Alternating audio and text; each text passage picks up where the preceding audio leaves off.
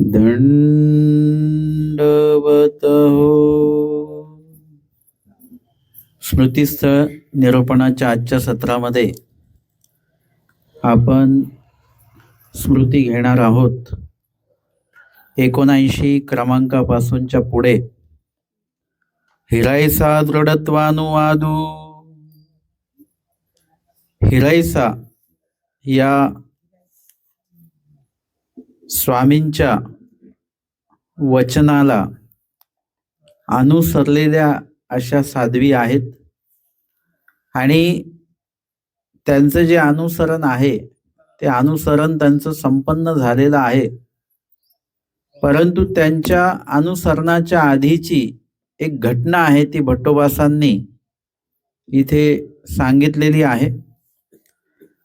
हिरायसा ज्या आहेत या प्रपंच दशेमध्येच त्यांनी ज्ञान घेतलेलं आहे आणि उपदेश घेऊन ज्ञानीय होऊन वासनिक दशेमध्ये ते आलेले आहेत. त्याच्यामुळे अनुसरणाचा जो काही भाग आहे, अनुसरणाची जी काही इच्छा आहे ती त्यांच्या मनामध्ये सतत येत असताना त्यांनी एकदा त्यांचे पती जे आहेत पंडित दामोदरबास यांना त्यांनी सांगितलेलं आहे की एक तर तुम्ही अनुसरण घ्या नाही तर मला अनुसरण घेऊ द्या, एक तर तुम्ही संन्यास घ्या नाही तर मला तरी संन्यास घेऊ द्या. मग त्यावेळेला जे त्यांचे पती आहेत दामोदर पंडित त्यांनी सांगितलं की तू असं कर, तू पुढे जा, तू संन्यास घे आणि मुलाचं लग्न करून मग मी पण संन्यास घेईन. आणि मग हिरायसा गेल्या, अनुसरण घेतलं त्यांनी, संन्यास घेतला आणि मग एकदा त्यांच्या मुलाचं लग्नही झालं, सगळं आटपलं. तरी पंडित दामोदर जे होते, दामोदर पंडित, ते काही घर सोडायला तयार नाही. सगळं काही व्यवस्थित पार पडलेलं आहे पण ते काही संन्यास घ्यायला काही तयार नाहीत. आणि त्यावेळेला मग हिरायसांनी त्यांना निरोप पाठवला की ज्या चुलीची खीर खाल्ली त्या चुलीची आता राख खाण्यापर्यंत तुम्ही प्रपंचात थांबणार आहात का? है ना. म्हणजे प्रपंच जोपर्यंत आपल्याला सुखदायक वाटतो त्याच्या तोपर्यंतच तो प्रपंच आपल्याला सोडता पण आला पाहिजे. म्हणजे इथे ज्या प्रपंचामध्ये सुख उपभोगलं, आनंद पाहिला, त्या प्रपंचाने लात मारेपर्यंत त्या प्रपंचात थांबायचं आहे का तुम्हाला? असा निरोप एक प्रकारे त्यांनी दामोदर पंडितांना पाठवलेला होता. आणि तो निरोप ऐकूनच ते म्हणाले की आता जावं लागेल बरं का, प्रपंच सोडावाच लागेल आता. अर्थात दामोदर पंडित देखील हे विद्वानच होते, ज्ञान होतं त्यांना चांगलं वगैरे, परंतु काही जरी असलं तरी प्रपंच सोडणं हा एक प्रकार वेगळा आहे. ते आचरण सगळ्यांना जमतं असं काही नाही. आणि अशा प्रकारच्या या हिरायसा आहेत, यांच्या दृढत्वाच्या बाबतीमध्ये आचार्य भट्टोबास सांगतात नंतरच्या काळामध्ये की एकुदिसू भट्टोबासी दृढत्वारी हे गोष्टी सांगितली. कोण किती दृढ असतं याविषयी आचार्य भट्टोबास निरूपण करत आहेत. आणि दृढत्व म्हणजे काय आहे? पक्केपणा. जसं धर्माचा स्वीकार केला परंतु धर्मावर आपण किती पक्के आहोत हे दृढत्व जे आहे हे आपल्यामध्ये किती प्रमाणामध्ये आहे हे आपण तपासलं पाहिजे. कधी कधी काय असतं की धर्माचा स्वीकार तर केला आपण, परंतु काही कारणास्तव आपण तिथे धर्म थोडासा कमी करत असतो किंवा धर्म आपण कधी कधी बंद करत असतो, म्हणजे आचरणच बंद त्याचं. जेव्हा आपल्यावर असं काही संकट येऊन गेलं की मग आपल्याला वाटतं आपण हे धर्माचा स्वीकार करून काय उपयोग झाला, संकट तर आलं आपल्याला. परंतु दृढ व्यक्ती जो आहे, दृढ व्यक्ती त्या संकटाचा आणि धर्माचा काही संबंध जोडत नसतो. धर्म धर्माच्या ठिकाणी आहे आणि संकट संकटाच्या ठिकाणी आहे. बघा आपल्यावर संकट येतं, मग आपले आई वडील असताना देखील संकट येतच की नाही आपल्याला. मग आपण हा पण प्रश्न उपस्थित केला पाहिजे की आमचे एवढे या गावात नातलग आहेत, आई वडील आहेत, सगळं काय आहे, प्रॉपर्टी पण आहे, संकट का आलं? आपण देवालाच का दोष देतो की देव असताना संकट का आलं? बाकीचे पण तर आहेत, ते असताना संकट येतं, मग ते सोडून देतो का आपण? ती संपत्ती सोडून देतो का? आई वडील सोडून देतो का? नातलग सोडून देतो का? नाही, ते त्यांच्या जागेवर आहे. संकट संकटाच्या जागेवर आहे. संकट नंतर येईल आणि ते निघून जाईल. बाकीच्या सगळ्या गोष्टी आहेत तिथेच राहणार आहेत. त्याच्यामुळे ते सोडायचे आणि धरायचा काही संबंध येत नाही. तसं परमेश्वर आहेच, धर्म आहेच. संकट नंतरच्या काळामध्ये कधीतरी येतं आणि ते निघून पण जातं. संकट काय कायमस्वरूपी राहत नसतं. म्हणून त्या संकटासाठी परमेश्वराला आपल्याला सोडता येत नाही. आणि धर्म जो आहे परमेश्वराचा, त्या धर्माला देखील सोडता येत नाही. अर्जुनावर एवढं मोठं संकट आलेलं आहे, म्हणजे युद्ध होणार आहे आणि समोर कोण उभे आहे? नातलगच उभे आहेत. पण त्यांनी उलट देवाचा संपर्क कमी होता, तर उलट त्या युद्ध प्रसंगी त्यांनी जास्त संपर्क केला. एवढं मोठं संकट आहे, पण त्यांनी देवाला तर सोडलं तर नाहीच नाही, पण उलट अजून देवाच्या जास्त जवळ ते गेलेले आहेत.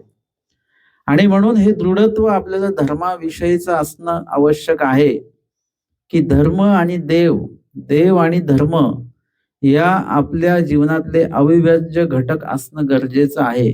मग सुख येऊ, दुःख येऊ, आनंद येऊ, अजून काय येऊ आयुष्यामध्ये, परंतु ईश्वराविषयीचं दृढत्व जे आहे ते आपलं दिवसागणिक वाढलं पाहिजे, ते कमी नाही झालं पाहिजे. आपण आपली संपत्ती वाढवतो ना, दिवसागणिक साठवतो आपण, एक एक रुपया का होईना, पण आपण आपल्याकडचं जी बचत आहे ती वाचवतो आहे, ती वाढवतो आहे. तशा प्रकारे धर्म देखील आपल्यातला वृद्धिंगत झाला पाहिजे. पण तो वृद्धिंगत होईल कधी? जेव्हा तुम्ही धर्मावर दृढ असाल, तेव्हाच तो धर्म जो आहे तो तुमच्यातला धर्म वाढेल. आणि दृढत्व नसेल तर धर्म वाढणार नाही.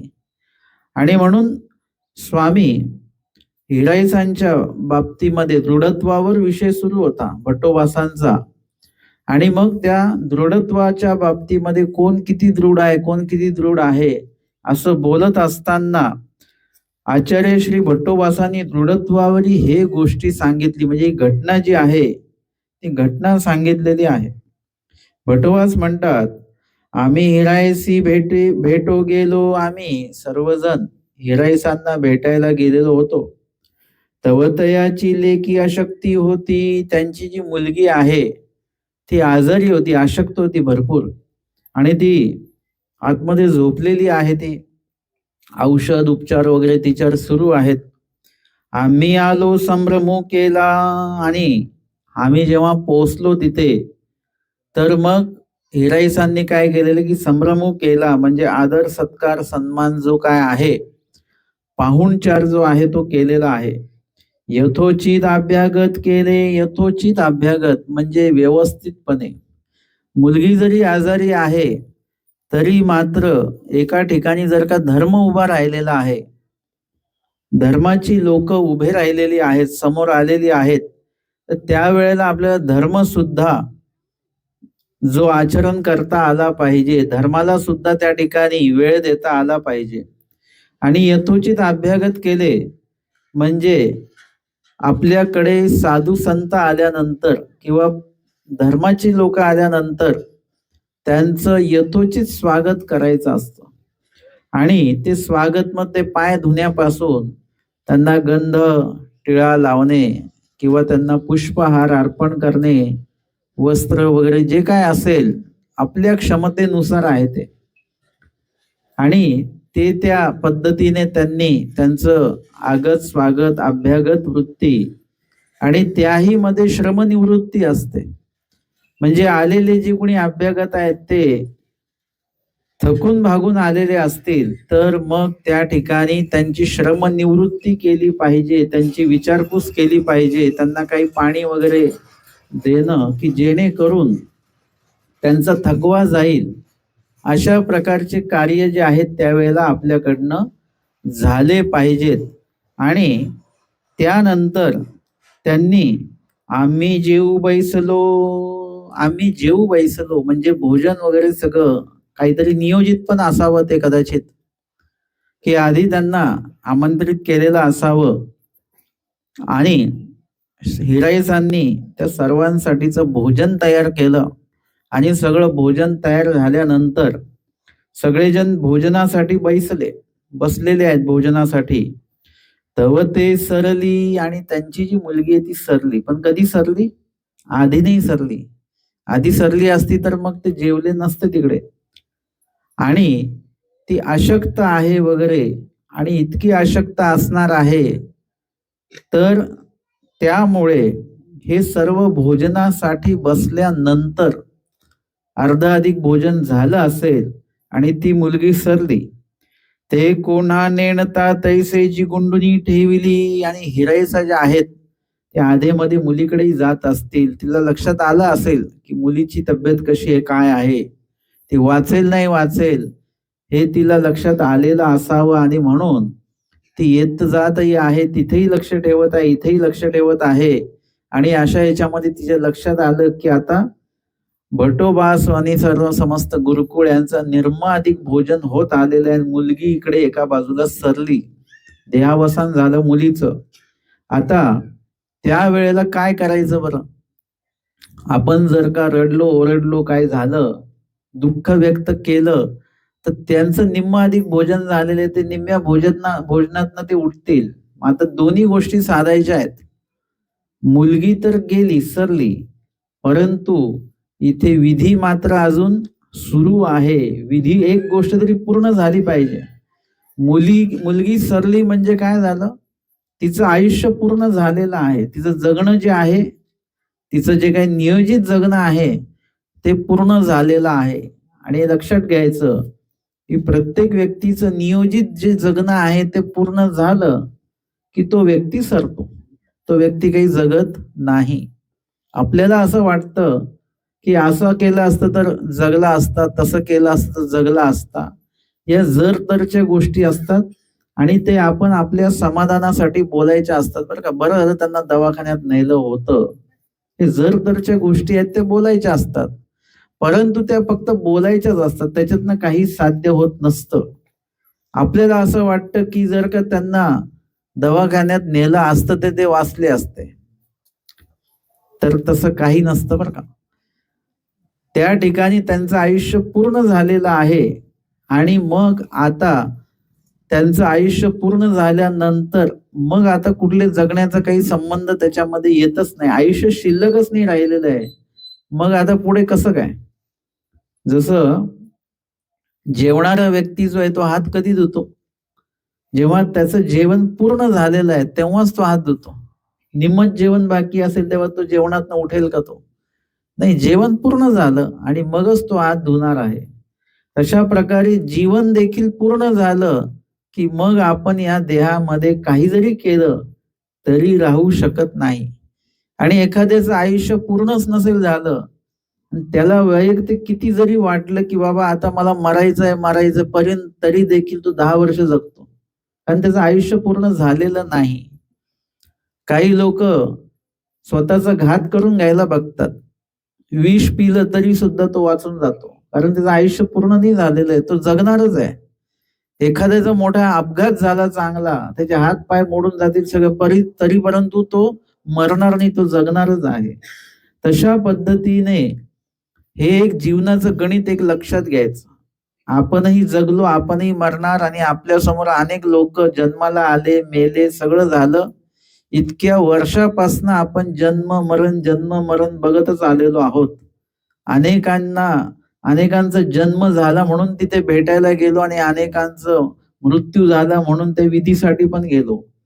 परंतु तरी देखील आपल्याला जन्म मरण अजून काही लक्षात आलेलं नाही की जन्म होतो कधी आणि मृत्यू होतो कधी, हे लक्षात येणं तेवढंच गरजेचं आहे. आणि म्हणून या ठिकाणी आपल्याला हे लक्षात येणं खूप गरजेचं आहे की ज्या हिराईसा आहेत, हिराईसा त्यांनी जेव्हा त्यांची मुलगी मेलेली आहे तर तेव्हा त्यांनी किती दुःख केलं पाहिजे. म्हणजे त्यांची मुलगी म्हणजे वय कमी असणारे सगळं असणार आहे आणि अशामध्ये ती मुलगी जाणं याच्यापेक्षा दुःखदायक काय असेल.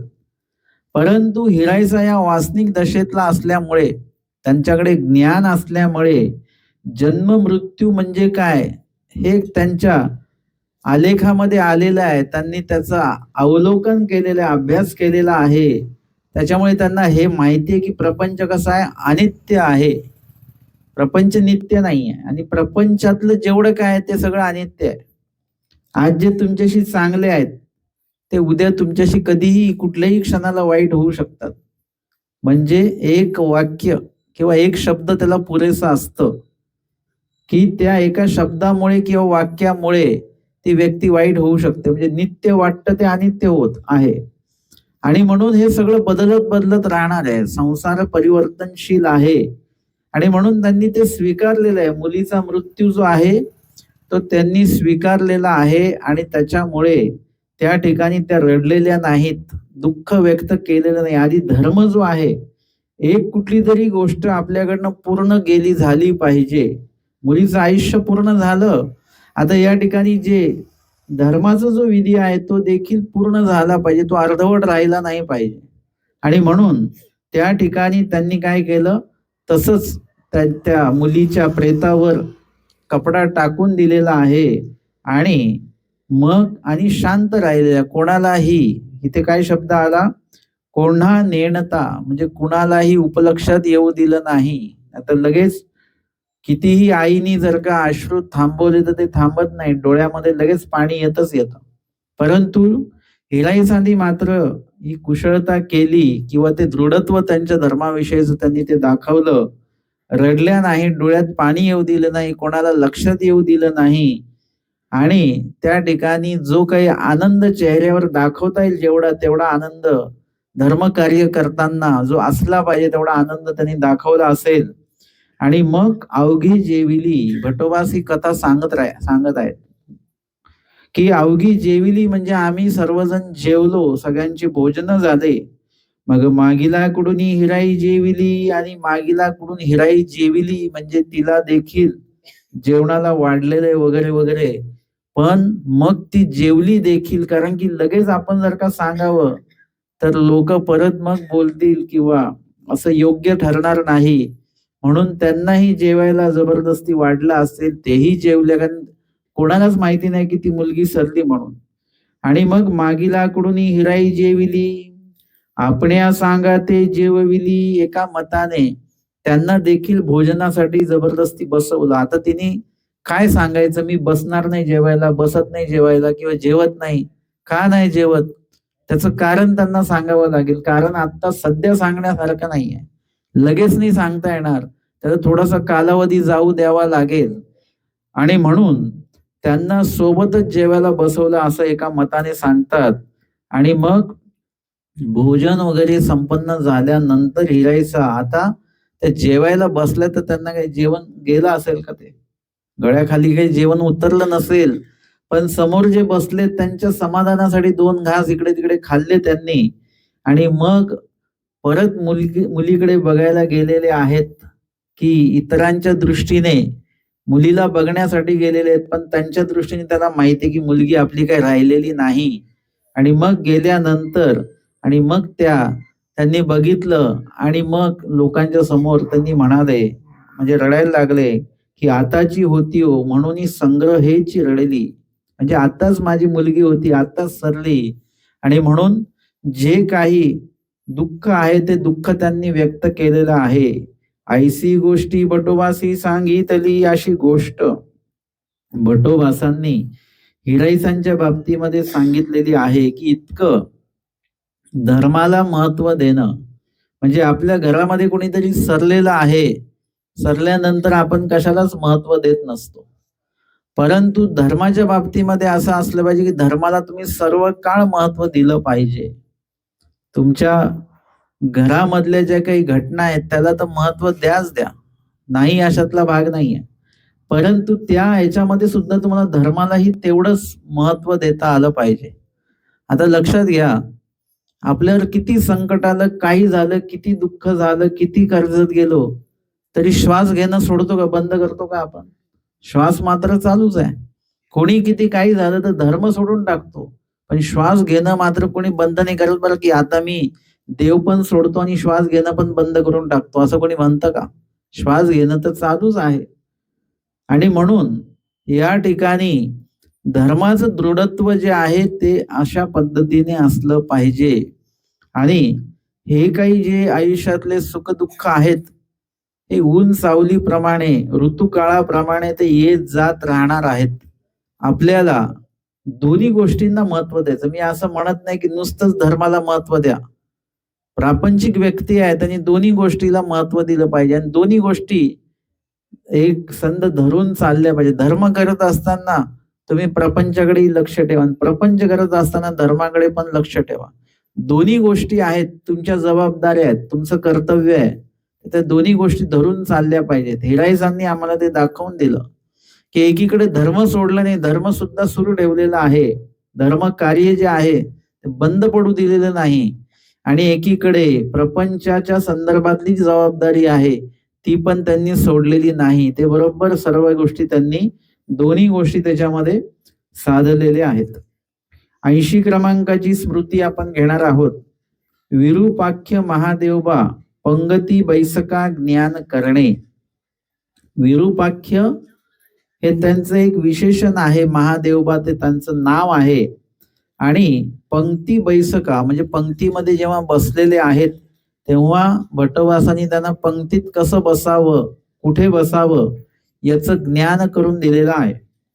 एक वेळ भट्टोबास अवघ्या समवेत पांती जीव बैसले असती. एकदा भट्टोबास अवघ्या समवेत पांती जीव बैसले असती म्हणजे सर्वांसोबत सर्वांची पंगत बसलेली आहे.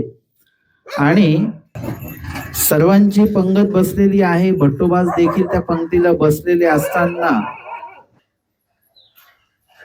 तव रूपदेवबा म्हणजे रूपदेवबा जे आहेत त्यावरू ते पांती विरूपाख्य महादेवबा बैसले होते. म्हणजे मार्गामध्ये किंवा आश्रमामध्ये जेव्हा पंगत बसते तेव्हा तो बसण्याचा क्रम असतो. कोणी कुठे बसायचं नसतं. त्याच्यामध्ये जे ज्येष्ठ आहेत त्यांनी पहिले बसतील, त्याच्यानंतर जे कनिष्ठ आहेत त्यांच्यापेक्षा कनिष्ठ कनिष्ठ कनिष्ठ ते नंतर बसतील. जे सर्वात आधी मार्गात आलेले आहेत ते आधी बसतील. किंवा त्याच्यामध्ये ज्यांनी सर्वात आधी संन्यास घेतलेला आहे, अनुसरण घेतलेलं आहे ते आधी बसतील. ज्यांनी आधी त्याग केलेला आहे ते पहिले बसतील आणि नंतर त्यांच्यानंतर ज्यांनी त्याग केला ते नंतर, त्यांच्यानंतर त्याग केला ते नंतर. असा ज्येष्ठानुक्रम आहे तो. म्हणजे ज्येष्ठ आधी बसतील आणि मग कनिष्ठ. तशा पद्धतीने म्हणजे असे क्रम असतात की है ना, आरती ओळताना आधी मग आपण मोठ्या व्यक्तीला आधी देतो. परंतु शाळेमध्ये जी रांग असते त्याच्यामध्ये कोण उभं असतं आधी, छोटे की मोठे? आधी छोटे उभे असतात आणि मग मोठे मोठे मोठे. म्हणजे प्रत्येक ठिकाणी हा क्रम तुम्हाला वेगवेगळा दिसणार आहे. तशा पद्धतीने या ठिकाणी भट्टोबास जे आहेत त्यांना त्याचं ज्ञान करून देतात विरूपाख्य महादेवांना. की एकदा काय झालं की रूपदेवा वरुते, रूपदेव हे मोठे आहेत, त्यागाने मोठे आहेत, अनुसरणाने मोठे आहेत. आणि त्यांच्या आधी पांतीला पंक्तीला कोण बसलेले? विरूपाख्य महादेवबा. विरूपाख्य महादेव जे आहेत ते आधी बसून गेले. तया ते देखुनी केशोबासी म्हणितले. आणि त्यांना बघून केशोबास जे आहेत, केशराज व्यास, ते म्हणतात की तुम्ही येथून उठा, पैरा बैसा. तुम्ही इथून उठून तुम्ही पलीकडनं बसा. इथे जे आहेत हे रूपदेवबा जे आहेत ते इथे बसणार आहेत, तर तुम्ही इकडून बसा. आणि ते उठले आणि ते उठले. पण उठले म्हणजे कसं की परी नावेक अन्याकार झाले. म्हणजे त्यांना अपमानास्पद वाटायला लागलं की माझं जसं काय अपमानच झालेला आहे.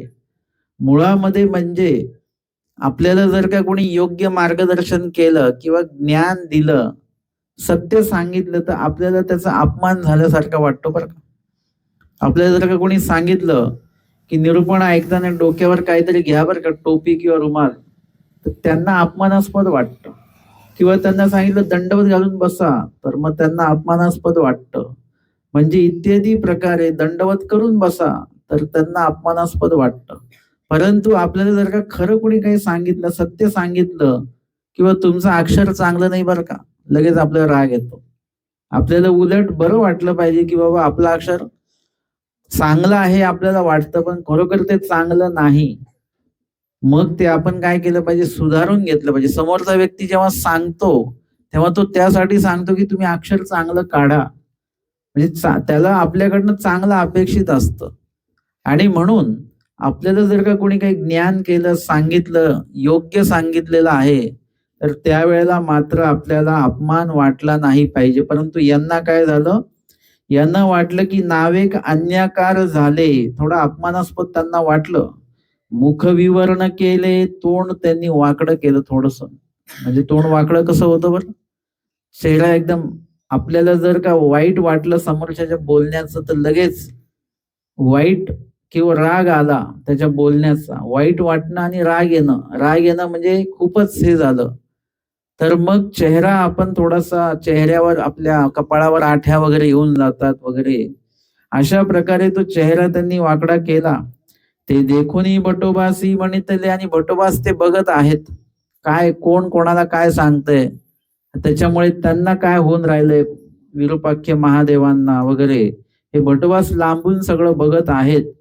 ऐसे हेमटू तोंड करीतासी तरी आधी का भिक्षा न करीतीची, म्हणजे भट्टोबास त्यांना म्हणतात की तुम्हाला ज्येष्ठांच्या ठिकाणाहून उठून इकडून बसायला सांगितलं, कारण ती ज्येष्ठांची जागा आहे. जर का तुम्हाला पहिले बसायचं आहे, म्हणजे तुम्ही काय केलं, हिमट ऐसे तोंड करीतासी, म्हणजे असं तोंड वाकडं तिकडं केलं, जसं थंडीने गारटलं तोंड, अशा प्रकारचं तोंड तुम्ही केलेलं आहे. मुळात केशिराज बास हे विद्वान व्यक्ती आहेत, संस्कृतीचे जाणते आहेच आहे, परंतु इथे मानव तत्वज्ञानाचा देखील चांगला अभ्यास त्यांनी केलेला आहे.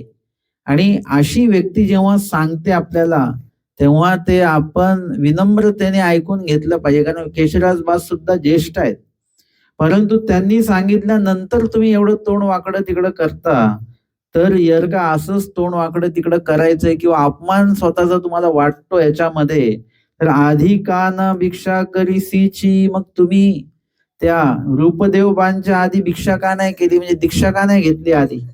तुम्हाला ज्येष्ठ व्हायचं आहे तर त्यांच्या आधी तुम्ही आलं पाहिजे होतं अनुसरण घ्यायला, संन्यास घ्यायला. तुम्ही त्यांच्या आधी आले नाहीत, परंतु तुमच्या आधी ते मात्र आलेले आहे. संन्यास घेतला त्यांनी, त्याग तुमच्या आधी केलेला आहे, आचरणाला सुरुवात तुमच्या आधी केलेली आहे, म्हणजे ते ज्येष्ठ झाले. आणि त्याच्यामुळे तुम्हाला त्याच्यामध्ये वाईट वाटण्याचं काही कारण नाहीये. तुम्हाला लक्षात स्वतः आलं पाहिजे की नाही, हे आपल्यापेक्षा ज्येष्ठ आहेत, आपण तिकडे नाही बसलं पाहिजे, आपण इकडून बसलं पाहिजे. रोजचा नियम आहे तो. रोजचा नियम असताना मग तर लक्षात आलं पाहिजे. आणि मग जर का एवढं तुम्हाला अपमान वाटतो, तर मग आधी त्यांच्या आधी यायचं तुम्ही आणि अनुसरायचं, आणि सुरुवातीला त्यांच्या आधी किंवा त्यांच्या जागेवर तुम्ही बसू शकले असते. वृद्धानुक्रमे वर्तावे, वृद्धाच्या अनुक्रमे, म्हणजे सुरुवातीला वृद्ध, वृद्ध म्हणजे मोठे, ज्ञान वृद्ध जे आहेत, त्याग वृद्ध जे आहेत, आचरण वृद्ध जे आहेत, ते आधी बसणार आहेत. इथे वयाचा काही संबंध येत नाही बरं का.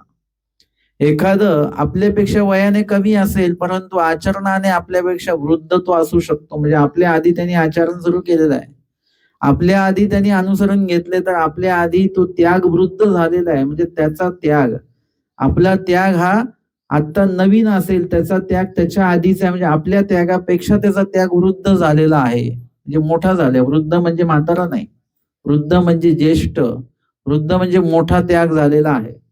आपल्या आधी त्यांनी संन्यास घेतलेला असेल, तर मग आपला त्यांचा संन्यास जो आहे तो आपल्या संन्यासापेक्षा वृद्ध आहे, म्हणजे मोठा आहे. आणि म्हणून वृद्धानुक्रमे वर्तावे. काही बाबींमध्ये तुम्हाला वृद्धाच्या अनुक्रमे, म्हणजे वृद्धांना पहिले, जे मोठे आहेत, जे ज्येष्ठ आहेत, त्यांना तुम्हाला आधी महत्व द्यावं लागेल.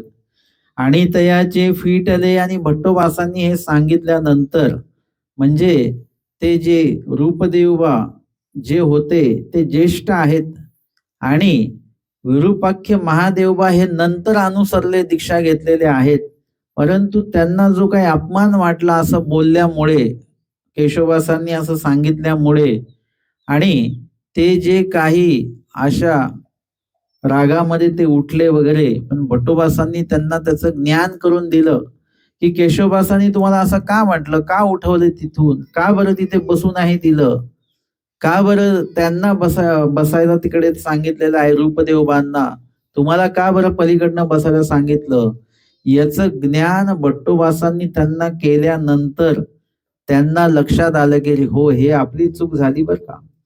आणि तयाचे फिटले, म्हणजे त्यांच्या मनामध्ये जे काही अपमान आलेला होता तो अपमान फिटला, निघून गेला. किंवा केशवदासांविषयी जो काही राग त्यांच्या मनामध्ये आलेला होता तो राग त्यांचा निघून गेला त्यांच्या मनातनं. आणि मग अनुतापले, अनुतापले म्हणजे दुःख व्यक्त केलं. श्री चक्रधर स्वामी सांगतात, क्रियेसी अनुताप पुरश्चरण. एखाद्या चुकीची क्रिया आपल्याकडनं आपण तर करूच नाही, पण जर का एखादी चुकीची क्रिया आपल्याकडनं घडली तर काय करावं, अनुताप करावा, दुःख करावं. अनुताप म्हणजे जी काही चूक घडलेली आहे त्या चुकीचं प्रायश्चित्त ते कसं करतात बरं, मनामध्ये दुःख आणून ते प्रायश्चित्त केल्या जात असतं. नुसतंच काही त्याला दंडवत घातला म्हणजे ते प्रायश्चित्त होत नाही. एखाद्याला सॉरी म्हटलं म्हणजे ते प्रायश्चित्त होत नाही.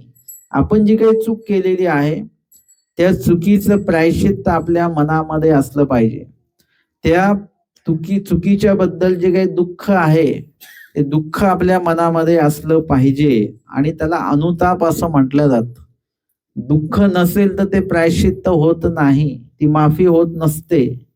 किंवा ते नुसतं शाब्दिके माफ करा म्हणणे वगैरे हे त्याच्यामध्ये येत नाही, शब्दरूप नाहीये, हे दुःखरूप म्हणजे मनामध्ये ते दुःख असलं पाहिजे. ती सल मनामध्ये असली पाहिजे, ती खल मनामध्ये असली पाहिजे की आपण खूप चुकीचं वागलो बरं का, याची जाणीव आपल्या अंतःकरणात असणे आणि त्याविषयी दुःख करणे याला अनुतापने असं म्हटलं जातं. आणि ते अनुतापले म्हणजे अनुताप त्यांच्या मनामध्ये निर्माण झाला आणि लक्षात आलं की आपण सुरुवातीला बसलो हे पण चूक झाली, त्याच्याविषयी दुःख व्यक्त केलं. आणि केशराज बासांनी आपल्याला व्यवस्थित चांगलं योग्य मार्गदर्शन केलेलं असताना देखील आपण त्यांना चुकीचं समजलं आणि त्यांच्याविषयी राग व्यक्त केला, तर याविषयी या चुकीविषयी पण त्यांनी दुःख मनामध्ये व्यक्त केलं. जर का दुःख व्यक्त केलं तर काय होतं, आपली जी कर्माची चाल आहे म्हणजे वाईट कर्मांची चाल जी आहे ती तिकडे थांबून जाते. ज्या कर्माविषयी तुम्ही ते दुःख व्यक्त केलेलं आहे, प्रायश्चित्त केलेलं आहे, त्या कर्माची चाल तिथे थांबून जाते, नाही तर ती वाढत वाढत वाढत जाते. जसं वेल असते ना, ती वाढत जाते, तिचा व्याप पसारा वाढत जातो. तशा पद्धतीने आपण केलेलं वाईट कर्म जे आहे, मुळात वाईट कर्म करूच नये. तुमच्याकडे जर का धर्म असेल, बघा तुम्ही धर्माच्या नावाने जे काही वर्षभर विधी करतात तो एक भाग वेगळा असतो आणि वास्तविक धर्म आचरण हा एक भाग वेगळा असतो बरं का. आपण फक्त धर्माच्या नावाने ज्यांनी जे सांगितलं ते आपण क्रिया करत राहतो. आज अमका दिवस आहे, आज असं करायचं, उद्या तमका दिवस आहे, उद्या तसं करायचं, बस हे करत राहतो आपण. पण वास्तविक धर्म कुणालाच माहिती नाहीये. धर्माच्या क्रिया आपण करतो पण धर्म मात्र माहिती नाही की धर्म म्हणजे नेमका आहे काय. ज्यांच्याकडे पण धर्म आहे त्याची ओळख बरं का, ज्यांच्याकडे पण धर्म आहे तो व्यक्ती वाईट वागू शकत नाही, है ना. एखाद्या पाण्याचा ग्लास आहे, त्याच्यामध्ये पाणी आहे, आता त्याच्यात तुम्ही बर्फ टाकलं तर आता ते पाणी कसं होईल, कसं होईल, गरम होईल का, कसं होईल, थंडच होणार. बर्फाचं लक्षणच ते, ज्याच्यात बर्फ टाकला ते लगेच काय होतं, थंड होऊन जात असतं. जेवढं बर्फाचं प्रमाण वाढवणार तेवढं ते पाणी म्हणा, तो पदार्थ म्हणा, तो थंड थंड थंड होत जाणार. हे बर्फाचं लक्षण आहे. तसं धर्माचं लक्षण काय आहे की धर्म ज्यांच्याकडे आहे, जेवढ्या प्रमाणात आहे तेवढ्या प्रमाणात तो व्यक्ती चांगला होईल. जेवढा धर्माचा जो प्रभाव आपल्याकडे जेवढा वाढेल तेवढं आपल्यातला चांगलेपणा वाढत जाणार, कमी नाही होणार. एखादा माणूस धर्म करतो आणि तो वाईट आहे, हे दोन्ही विरोधी वाक्य आहे. एक तर तो वाईटच आहे, त्याच्याकडे धर्म नाही आहे, आणि जर का तुम्ही म्हटले त्याच्याकडे धर्म आहे तर तो व्यक्ती वाईट असू शकतच नाही, तो वाईट क्रिया करू शकतच नाही, हे लक्षात घ्यायचं. आणि म्हणून आपल्याकडे आपण धर्मक्रिया करतो याच्यावर समाधानी राहू नका. आपल्याकडे धर्म आहे का हे पहिले लक्षात घ्या. आपल्याला लागलं की रक्त येतं, परंतु जेव्हा रक्त तपासत ते म्हणाले तुमच्या शरीरात रक्त कमी आहे. आपण म्हटलं रक्त तरी येतं मला लागलं की, मग रक्त कमी कसं? म्हणजे ते एक लक्षात घ्या. लागल्यानंतर रक्त येणं हा एक प्रकार वेगळा आणि शरीरात रक्ताचं प्रमाण किती असणं, किती आहे किती नाही आहे हा एक प्रकार वेगळा असतो. आणि म्हणून रक्ताचं प्रमाण असलं पाहिजे. तसं मात्र काही धर्म तपासता येत नाही बरं का. रक्त तपासता येतं आपल्याला, कुठल्या गटाचं आहे काय वगैरे, किती रक्त आहे हे तपासता येतं, पण त्या रक्तामध्ये धर्म किती आहे हे मात्र काही तपासण्याचं अजून यंत्र काही तयार झालेलं नाही. परंतु ते कसं कळतं? ते तुमच्या वागणुकीवरून ते कळतं की आपल्याकडे धर्म किती आहे, किती प्रमाणात आहे, हे त्या व्यक्तीच्या वागण्यावरून, त्याच्या बोलण्यावरून आपल्याला ते कळत असतं. आणि म्हणून एखादा व्यक्ती इतका शांत सात्विक असतो, त्याच्यावरून कळतं की हा किती शांत आहे. आता नुसतंच त्या व्यक्तीच्या शांततेवरून ते नसणार, ते त्याच्याकडे त्याच्या बोलण्यामध्ये किती शांतता आहे हे पण बघितलं पाहिजे. त्याच्या बघण्यामध्ये किती शांतता आहे, त्याच्या उठण्या बसण्यामध्ये किती सात्विकता आहे. म्हणजे त्या व्यक्तीच्या संपर्कात गेलो की आपण देखील एकदम सात्विक किंवा शांत होऊन जात असतो. तिकडचं आपल्याकडे जसं बर्फातला थंडपणा हा पाण्यात उतरतो, तसं धर्मातलं जी काही धार्मिकता आहे ती त्या व्यक्तीमध्ये उतरते आणि त्या व्यक्तीमधली जी धार्मिकता आहे ते इतर लोकांमध्ये ती प्रसारित होत असते. आता ते आपण कसे आहोत परत हे पण लक्षात घ्या. एखाद्या गरम पाण्यामध्ये जर का बर्फ टाकलं तर काय होईल? उकळत्या पाण्यात ते पाणी थंड होईल का? पाणी थंड नाही होणार, पण बर्फ पण वितळून जाईल. म्हणजे आपण जर का दोषयुक्त असू, आपण राजस तामस हिंसक भांडखोर वगैरे असे सगळे असू, मग आपल्याला किती धर्मामध्ये बुचकळून जरी काढलं तरी आपल्यामध्ये काही फरक पडत नाही. आपण आहे तसेच राहून जातो. आणि म्हणून निरूपण काय आपण कमी ऐकतो का? निरूपण तर इतके लोक ऐकत असतात. कीर्तनाच्या माध्यमातनं, निरूपणाच्या माध्यमातनं, प्रवचनाच्या माध्यमातनं, पुस्तकांच्या माध्यमातनं, साधू संतांच्या माध्यमातनं, मंदिराच्या माध्यमातनं आपण कितीतरी धर्माच्या संपर्कात सतत जात असतो, सतत प्रबोधन ऐकत असतो, पण आपण आहे तसेच असतो. आपण इथून एकदा घराकडे निघालो की आपण एकदम नॉर्मल होऊन जातो. मग तो ऐकलेला धर्म आपल्याकडे शिल्लक राहत नाही. म्हणजे आपण फक्त काय करतो? श्रवण करतो, त्याचं स्मरण नाही करत. आपण जे श्रवण केलेलं आहे त्या शब्दांचं, त्या तत्वज्ञानाचं स्मरण देखील आपल्याला करावं लागेल. आणि स्मरण केलेली जी गोष्ट असते तीच आपल्यामध्ये उतरते. जी गोष्ट सतत तुम्ही आठवता तीच गोष्ट तुमच्या मनामध्ये उतरते बरं का. चिंतन, चिंता असते ना, काळजी, ती काळजी आपण एवढी करतो की ती मनात उतरते आपल्या. आणि एकदा मनात उतरली काळजी की मग माणसाची तब्येत खराब होते वगैरे. म्हणजे चिंतन आणि चिंता यामध्ये, चिंता जर का मनात उतरली की माणसाची तब्येत खराब होऊन जाते. आणि चिंतन जर का सतत करत राहिले तर ते चिंतन देखील एका विशिष्ट वेळाने आपल्या मनात उतरतं. आणि मग आपला जो काही चेहरा आहे तो मात्र आनंदी होऊन जात असतो, तो शुद्ध होतो, अंतःकरण शुद्ध होतं, पवित्र होतं. आणि म्हणून इथे आपल्याला धर्म तुम्ही ऐकला नाही तरी चालेल जास्त, पण धर्म आचरण तुम्ही जास्त प्रमाणामध्ये आपण केलं पाहिजे. आपण धर्म खूप जास्त प्रमाणामध्ये ऐकतो, नाही ऐकत अशातला भाग नाही, परंतु धर्म आचरण मात्र जेवढं काही आपण कथा कीर्तन ऐकतो त्याच्यातनं आपण काय घेतो, नेमकं काय आचरणामध्ये आणतो का आपण? काहीच आणत नाही. आणि म्हणून तो धर्म देखील आचरला गेला पाहिजे. आणि त्या दृष्टीने आपला विषय सुरू होता की जेवढा तुमच्यामध्ये धर्म उतरेल तेवढं तुम्ही शुद्ध पवित्र व्हाल, तुमची वाणी आपोआपच गोड होईल, तुमच्या वाणीने कुणी दुखवल्या जाऊ शकणार नाही. एखाद्याने जरी म्हटलं की यांचा एक तरी शब्द पकडायचा आणि सांगायचा हा शब्द आम्हाला आवडला नाही, पण त्यांच्या मुखातनं एकही शब्द असं निघणार नाही, सगळे शब्द चांगलेच निघतील. त्यांचं उठणं बसणं तुम्ही चूक काढायला जाल, निघणार नाही. आणि म्हणून या दृष्टीने आपल्याकडनं, म्हणजे आपल्याकडनं वाईट क्रिया घडता कामा नये. आणि घडलीच समजा चुकून माकून तर त्याचा अनुताप, त्याचं प्रायश्चित्त जे आहे ते आपल्यामध्ये असणं गरजेचं आहे.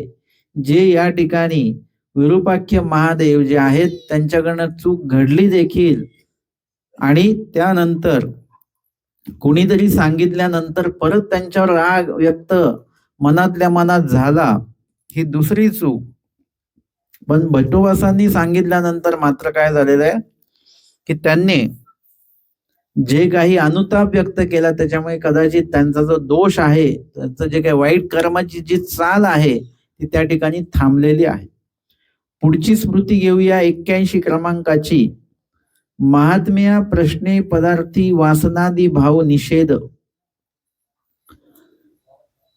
एकू दिसू एकी वासनिकी वाणीचा हुरडा आणि साखर आणली. महात्म्या प्रश्ने या स्मृतीची आदी आहे. महात्म्या म्हणजे एका महात्म्यांनी प्रश्न केला. पदार्थी वासनादी भाव निषेध म्हणजे पदार्थाच्या बाबतीमध्ये अमका पदार्थ खाऊ नये, तमका पदार्थ खाऊ नये, पण का खाऊ नये किंवा का खावा, कधी खाऊ नये याविषयी या भट्टोबासांनी त्यांना विश्लेषण त्या ठिकाणी केलेलं आहे. एकू दिसू एकी वासनिकी वाणीचा हुरडा म्हणजे उत्तम प्रकारच्या ज्वारीचा हुरडा आणलेला आहे. आणि साखर आणली आणि साखर जी आहे ती साखर आणलेली आहे त्याच्यासोबत खाण्यासाठी. त्या काळामध्ये खडी साखरेचं प्रमाण होतं, ते खडी साखर आणलेली आहे. तो भट्टोबासी अवघ्यासी वाटविला. भट्टोबासांनी तो सगळ्यांना, आता तो मार्गाला मिळाला. आजही मार्गामध्ये अधिकारणं जे असतात, मुख्य जे असतात, महंत जे असतात, जेही कोणी काही दान आणतं ते त्यांच्या समोर नेऊन ते ठेवतात आणि ते बघतात की हा हे आता काय करावं, याचं पाळं केलं पाहिजे. मानवा पंथामध्ये त्याला पाळं असं म्हटलं जातं. पाळं म्हणजे काय की प्रत्येकाला मार्गातले जे काही लहानांपासून थोरापर्यंत जेवढे कोणी व्यक्ती आहेत तेवढ्यांना सम प्रमाणामध्ये ते वाटायचं. ते आधी बघायचं ते किती आहे, काय आहे आणि किती किती वाटावं असं सगळं ते बघितलं जातं आणि सम प्रमाणातच वाटलं जातं. त्या मार्गातले आता त्यागार्थी जे ज्येष्ठ आहेत त्यांनाही तेवढंच दिल्या जाणार आणि एकदम लहान बालक जरी असेल त्या आश्रमातला तरी त्याला देखील तेवढंच दिल्या जाणार आहे. म्हणजे मार्गाचं प्रमाण तेवढंच राहणार. त्यामध्ये जर का एखाद्याने म्हटलं मला थोडंसंच पाहिजे तर मग त्याला थोडं दिलं जाईल त्यांच्या अपेक्षेनुसार, आवश्यकतेनुसार. पण कुणी म्हटलं मला अजून पाहिजे तर अजून भेटणार नाही. जेवढं सगळ्यांना भेटलं तेवढंच तुम्हाला मिळेल. ते म्हटले की नाही मला एवढं खाल्ल्या जाणार नाही, लहान मुलगा असेल त्याला तेवढं नाही खाल्ल्या जाणार, मग त्याला ते कमी वाढल्या जाईल. परंतु पाळ्याचं प्रमाण मात्र सर्वांचं सारखं असतं. आणि भट्टोबासांनी तो अवघा वाटविला म्हणजे समस्त त्या गुरुकुळामध्ये जवळजवळ निंब्याला तो जो काही आश्रम बनलेला आहे त्यामध्ये 500 ते 700 जण गुरुकुळ भट्टोबासांकडे तेवढे शिष्य मंडळी जे आहेत ते शिष्य मंडळी तिथे आहेत. आणि भट्टोबासांनी सगळ्यांना तो हुरडा आणि ती साखर वाटायला लावलेली आहे. तर एकी महात्मा पुसिले, तर एक महात्मा जे होते त्यांनी भट्टोबासांना विचारलं, भट्टोबाईसे खाओ ये, हे असं खाता येईल का? एवढं असं चांगला तो चांगल्या ज्वारीचा हुरडा आहे तो आणि ती साखर आहे, हे संन्यासी व्यक्तींनी खाणं म्हणजे त्या खाण्यामध्ये तो रममान होईल. तर मग आपल्याला धर्मदृष्ट्या हे खाता येतं का असं त्यांनी त्यांना विचारलेलं आहे. तेव्हा भट्टोबास म्हणतात आधी खाय मग पूस, आधी खाऊन घ्या आणि मग प्रश्न विचारा. हा म्हणजे त्यामध्ये देखील तारतम्य असलं पाहिजे. धर्म आचरताना धर्म तर आचरला पाहिजेच, पण तो आचरताना एकदम काटेकोर असं नाही हे करायचं. प्रसंग काय आहे, वेळ काय आहे त्यानुसार आपल्याला थोडा थोडा थोडा बदल करता आला पाहिजे.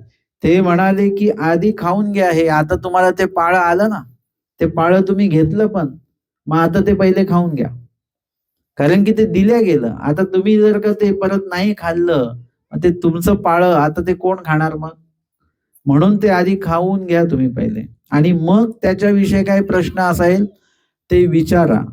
तेही खादला मग ते मग पुसिले, आणि त्यांनी पण काय केलेलं आहे की तो जो काही हुरडा आहे तो खाऊन घेतलेला आहे. त्यांच्या पाळ्याला जेवढा आला तेवढा त्यांनी तो ग्रहण केला आणि नंतर मग त्यांनी विचारलेलं आहे की बाबा का बरं खाता येईल की नाही येईल, तो या माझ्या प्रश्नाचं उत्तर द्या. आणि भटोबास म्हणतात, आपल्या वासना मीठ विखो, म्हणजे आपल्या इच्छेने मीठ विखो, म्हणजे स्वामींनी सांगितलं मिठाचा खडा आधी करुणी विखो, म्हणजे मीठ जे आहे ते असं पदार्थ आहे की तो पदार्थ भाजीमध्ये वगैरे याच्यामध्ये टाकावाच लागतो.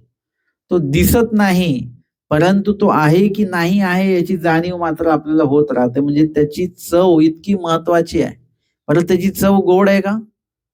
त्याला गोड म्हणतात, परंतु त्याची चव कशी आहे? खारट आहे. परंतु त्या मिठाशिवाय चव येत नाही, मिठाची विशेषता आहे. भाजीमध्ये तुम्ही राई नाही टाकली तरी चालेल, एखादं जिरं नाही टाकलं चालेल, किंवा एखादा काही मिरचीच नाही टाकली, फिक्क बनवलं तुम्ही तरी चालेल. परंतु मीठ मात्र ज्या पदार्थात मीठ टाकायचं असतं, सगळ्याच पदार्थात नाही टाकत, चहा कॉफी मध्ये नाही टाकत बरं का मीठ. म्हणजे ज्या पदार्थात मीठ टाकायचं त्या पदार्थामध्ये ते मीठ टाकावंच लागतं, त्याशिवाय त्या पदार्थाला चव नाही आहे.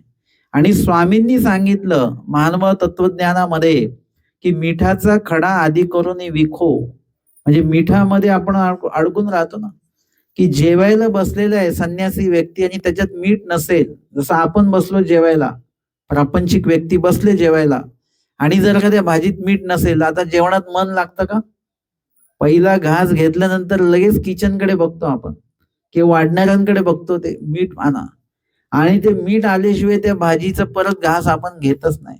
तो मीठ येईल, त्याच्यात टाकू, त्याचं प्रमाण करू बरोबर, आणि मगच ते अन्न जे आहे ते आपल्या गळ्याखाली उतरेल.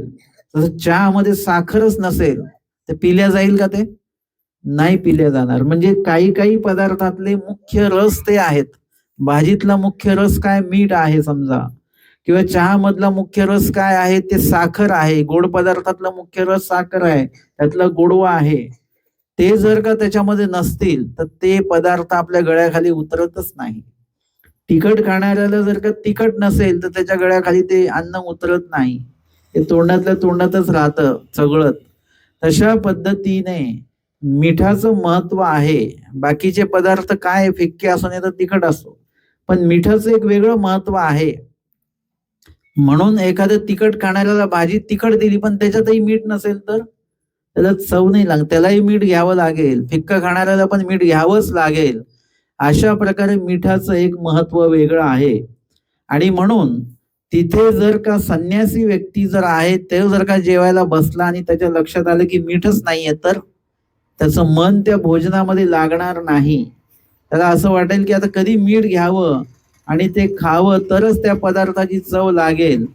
परंतु संन्यासी व्यक्तीला स्वामींनी सांगितलं की मिठाचा खडा आधी करून विखो, म्हणजे मीठ सतत तुम्ही स्वतः बाळगू नका सोबत तुमच्या. जसं आमच्या आश्रमामध्ये संवत्सरला एक महात्मा होते, वयस्कर होते, प्रपंच करून वगैरे त्यांनी दीक्षा घेतलेली होती. तर ते जेवायला बसले तर मिठाची पिशवी घेऊन बसायचे सोबत. म्हणजे आपण जे मीठ खातो ना त्याच्याही पेक्षा जास्त मीठ त्यांना लागायचं. म्हणजे तुम्ही जी मिठाची भाजी खाता, नॉर्मल मीठ टाकलेली बरोबर भाजी आहे, त्याच्यामध्ये परत ते एवढं एवढं मीठ टाकूनच ते खायचे.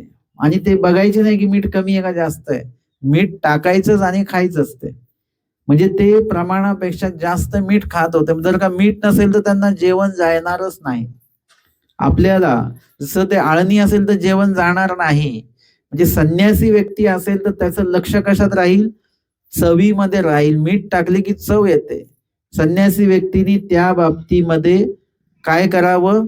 तर त्या चवीचा त्याग करायचा. जसं अन्न आलं, स्वामींनी सांगितलं पात्री पडिले भोजन कीजे, जे अन्न आलं ते जसं आहे ते तसं खाऊन घ्यावं. त्याच्यामध्ये आपल्याला हेच पाहिजे तेच पाहिजे असं करू नये. डोमेग्रामला स्वामी भोजनाला बसलेले आहेत, भक्तजनही बसलेले आहेत, आणि त्यावेळेला सर्वांचं भोजन सुरू झालं. नाथोबा मात्र जे आहेत ते थांबूनच आहेत. आणि स्वामी त्यांना विचारलं की तुम्ही का जेवत नाही? ते म्हणाले की माझ्या ताटामध्ये तूप वाढायचं राहून गेलेलं आहे. स्वामी म्हणाले तुम्ही महात्मे किंगा, तुम्ही पात्री पडिले भोजन कीजे, म्हणजे तुपाची वाट बघत बसू नका. महात्म्यांनी जे अन्न आलं ते पटापट चव न घेता खाऊन घ्यावं. आणि ते खात असताना सगळे एकत्र काला करून ते खावा आणि त्याची चवी न घेत, कारण की आपण चवीमध्ये रममान होत राहतो है ना. आपण जेवताना बघा तुम्ही एका विशिष्ट वेळाने पापड खात असता, म्हणजे पापडाची चव तुम्हाला अपेक्षित आहे. विशिष्ट वेळाने लोणच्याकडे जातो, विशिष्ट वेळाने गोडाचा जो हे आहे खीर किंवा बासुंदी असेल त्याचा घोड घेतो. म्हणजे त्या प्रत्येक पदार्थाची आपण चव घेत असतो आणि चव घेत घेत घेत घेत आपण खातो. आता हे सगळं एकत्र करून खा बरं तुम्ही, म्हणजे त्याच्यामध्ये कसलीच चव येणार नाही, सगळ्या चवी एकत्र होऊन जातील आणि मग ते खाल्ल्या जाईल. मग त्याची कुठली चव तर येणारच आहे, म्हणजे जेवणाला वेळ देखील कमी लागेल. एरवी सगळं वेगवेगळं खात राहिलो तर जेवणाला भरपूर वेळ लागतो आणि त्या जेवणामध्ये आपण रममान राहतो. त्या वेळेला किंचित वेळासाठी आपण देवाला विसरलेलो असतो. जी जी चव आपल्यामध्ये येते मुखामध्ये, त्या त्या चवीचा आनंद घेताना परमेश्वराला मात्र आपण त्यावेळेला विसरत असतो. आणि म्हणून मिठाचा खडा आधी करून विको, म्हणजे चवीमध्ये लिंपायमान होऊ नका की मीठ पाहिजेच म्हणून. एखाद्या वेळेस एखाद्या भाजीत मीठ कमी असेल तसंच खाऊन घ्या, त्याच्यामध्ये लिंपायमान राहू नका आणि काही कोणाला बोलू नका, कोणाला सांगू नका. आणि म्हणून सांगितलं की मिठाचा खडा आधी करून विको. याच्यामध्ये चक्रधर स्वामींनी जे काही अध्यात्म सांगितलेलं आहे ते अध्यात्माच्या आचरणात नुसतंच अध्यात्म नाहीये बरं का, त्याच्यामध्ये विज्ञान देखील आहे, त्याच्यामध्ये आरोग्यशास्त्र देखील आहे, हे लक्षात घ्यायचं. आज आपल्याला डॉक्टर काय सांगतात, मीठ किती का भरपूर का सांगतात का, ते म्हणतात मीठ कमी खा बर का, मीठ जास्त खाऊ नका. आणि मिठाचा खडा आधी करून विको, म्हणजे आपल्याला सोबत मीठ बाळगायचं की बाबा कुठल्या पंक्तीला गेलं आणि तिथे मीठ कमी असलं वगैरे तर, किंवा साधू मंडळी भिक्षा मागतात आणि भिक्षा मागून आल्यानंतर ते त्यांचं भोजन करतात एका बाजूला. आता तिथे जर का कळलं की मीठच नाही याच्यामध्ये कमी आहे, मग आता मीठ मागायला परत जायचं का कोणाकडे, नाही, जसं आहे तसं खायची सवय झाली पाहिजे. स्वामींनी त्यासाठी देखील सांगितलं की परत मीठ मागायला कोणाला जाऊ नका किंवा मिठाची पिशवी सोबत ठेवू नका. म्हणजे काय तर त्याच्यामध्ये देखील तो विज्ञानाचा पण एक भाग आहे की चवीचा भाग तर नसलाच पाहिजे, जसं आलं तसं खाऊन मोकळं व्हा. आणि आजही डॉक्टर आपल्याला सांगतात वरून मीठ घेऊ नका, है ना. वरून मीठ घेतलं तर काय आहे ते जास्त धोकादायक आहे. आणि म्हणून ते स्वामींनी 800 वर्ष आधी सांगून ठेवलं. म्हणजे अध्यात्माचं नुसतं आचरण जरी केलं ना आपण, थोडक्यात जरी आचरण केलं तर त्याच्याने मोक्ष मिळेल की नाही मिळेल माहिती नाही, देव मिळेल की नाही मिळेल माहिती नाही, पण तुझी प्रकृती मात्र त्याच्यामध्ये चांगली होणार आहे. म्हणजे अध्यात्माच्या आचरणामध्ये प्रकृती देखील उत्तम आहे. जसं काल आपण बघितलं अटन म्हणजे गावनी गावं जाईन, कसं जावं, पायी जात चालावं. आता यामध्ये काय होतं, जेवढं तुम्ही पायी चालणार तेवढी तुमचं पोटामध्ये जे काही तुम्ही टाकलेलं आहे पचन त्याचं चांगलं होणार, उत्तम प्रकारचं पचन होणार. डॉक्टर म्हणतात काही पण खा परंतु ते पचवा अन्न. आपण सगळं काही खातो आणि ते पचवत नाही, म्हणून आपण आपल्याला विविध आजार त्याच्यामध्ये जडलेले असतात. आणि साधकाला देवानी सांगितलं गावोनी गावा जावे, अटन करावे, आणि त्या सगळ्या कार्य जे आहे ते चालण्याच्या माध्यमातून आहेत. तर चालल्यामुळे काय आहे, साधकाची जी प्रकृती आहे ती उत्तम प्रकारे राहणार आहे, त्यांनी जेही खाल्लं ते पचल्या जाणार आहे. आणि त्याच्यामुळे आम्हाला अध्यात्माच्या आचरणामध्ये, धर्माच्या आचरणामध्ये, नुसतंच धर्माचं आचरण नाही आहे तर त्याच्यामध्ये आमच्या प्रकृतीचं देखील काळजी परमेश्वराने त्या ठिकाणी केलेली आहे. आणि म्हणून आजच्या या सत्रामध्ये आपण पाहिलेलं आहे की भट्टोबास म्हणतात की आपल्या वासना मीठ विखो, म्हणजे तुम्ही तुमच्या मनाने काहीच खायचं नाहीये. की आपल्याला वाटतं कधी कधी आज थोडस हे खावं बरं का, आज थोडस तिखट खावं, आज थोडस गोड खावं. आपल्या मनाने साधकाने काही खाऊ नये. आणि जर का समोरचा व्यक्ती काही देत असेल तर मग ते तारतम्य बघून ते घ्यावं, किती घ्यावं, काय घ्यावं, घ्यावं की न घ्यावं, हे तुमच्या आचरणाशी संबंधित तुम्ही ते आचरण जे आहे ते करावं. स्वामींनी सांगितले प्रीती विको होईजे, म्हणजे एखाद्याने प्रीतीपूर्वक आवडीपूर्वक जर काही देऊ केलं तर ते थोडं प्रमाणात का होईना ते आपण घेतलं पाहिजे.